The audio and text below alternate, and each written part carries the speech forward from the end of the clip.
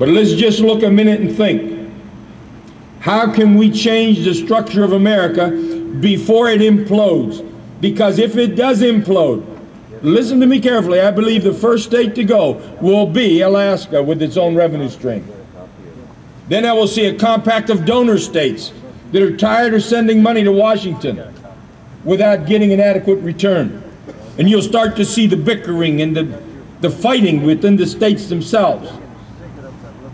Keep in mind that we are the United States of America, not the central government of America. And I believe there's too many things the federal government does. It's too big, it's too strong, it's in our entire life too much. How do we change that? There's only one way to change it. And that's that tax code, that's that tax scheme.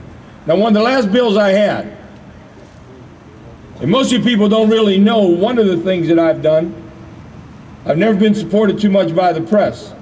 But I am the congressman responsible for changing the burden of proof in a tax case. In the '98 reform bill, the IRS said if you put Traficant's bill into that reform bill, they'll recommend a veto to President Clinton. What was the Traficant bill? Number one, 95% of all tax cases are civil law. And under civil law, you were guilty and had to prove yourself innocent. The Traficant bill said, as long as the taxpayer complies with the investigation, and if the IRS is not satisfied, and the IRS litigates, the burden of proof in the courtroom falls upon the Internal Revenue Service. An American is innocent until proven guilty. Second of all, the Traficant language changed foreclosure law, where you have a right, and seizure law. You have a right to be represented and heard before they take. The last minute, Democrats will never hold a hearing, folks. I'm a Democrat all my life, the son of a truck driver. The last minute I got a call from the chairman, a Republican from Texas. And he said, we're going to put your language in conference because the American people are demanding it of us. In conference committee, the Traficant language was put in. I was on the Novak show and they said, do you think Clinton will veto it? I said, no. They don't call him Slick Willie for nothing. He could veto the bill and support the Internal Revenue Service, or sign the bill and help the American people, and Clinton signed the bill. But here's what it did, and I want you to know this. I want you to realize the power of the Internal Revenue Service. 1 year after the passage of the bill, '98, they did a snapshot study, 12 months before, 12 months after. In 3 major categories, all of them covered by the Traficant language. First one was wage garnishments. If you ever had your wages garnished by the Internal Revenue Service, you'll know what I'm talking about. 12 months before the passage of the bill, 3.1 million Americans had their wages garnished. 12 months after the burden of proof shifted to the Internal Revenue Service, 560,000. 3 million Americans avoided it. Second category, and if you're in business, you'll know what I mean, property liens. 12 months before, 670,000 property liens against American businesses. 12 months after, 161,000. 500,000 Americans and businesses protected by the burden of proof language. But the big one was, folks, individual family-owned homes seized by the Internal Revenue Service due to the machinations of the burden of proof being on the taxpayer. 10,076 the year before.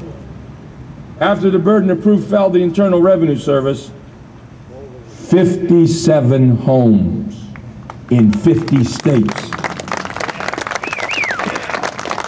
The argument the Internal Revenue Service has, and they said if you put Traficant's language in, how can the IRS prove a negative? And my response in the Wall Street Journal is, how can a taxpayer prove a negative? You're accusing, prove it, damn it. Yeah.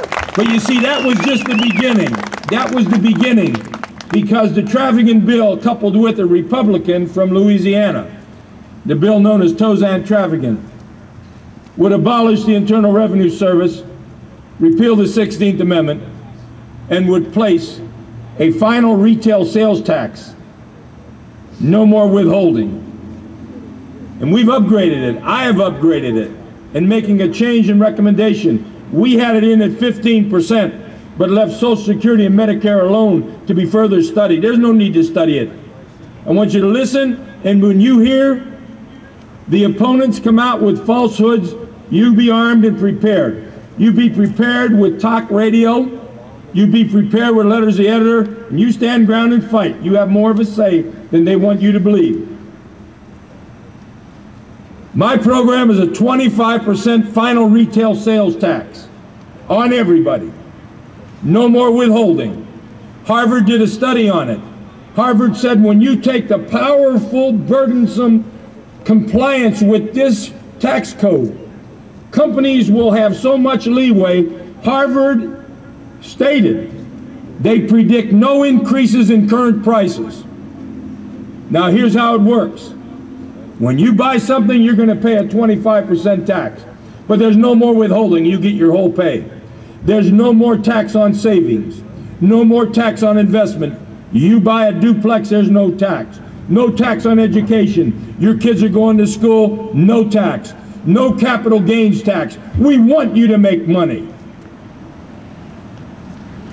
No death taxes. You pass away, you leave your money to your kids. And finally, I want you to listen to the real kicker. That 25% tax adjusted is right on that border.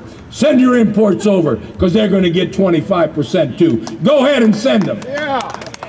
That car made in Ohio that's shipped overseas, no tax load. Right now, it's burdened down with taxes. It gets overseas, and they hit it with more taxes. As a result, we're not selling any cars, are we? We have approaching a $1 trillion trade deficit. China, I do not believe what they're saying about China. I believe China is closer to a $500 billion trade surplus with the United States. They're buying attack aircraft, nuclear submarines with our money. Under this bill, the Japanese and Germans that go to Las Vegas, they pay 25% into our national tax scheme. Those imports that come over, they're taxed just like American products. The Harvard study said the revenue will remain neutral, prices will hardly be impacted, but you decide what you do with your money. There's no more April 15th. Nobody in your face. That's the first phase.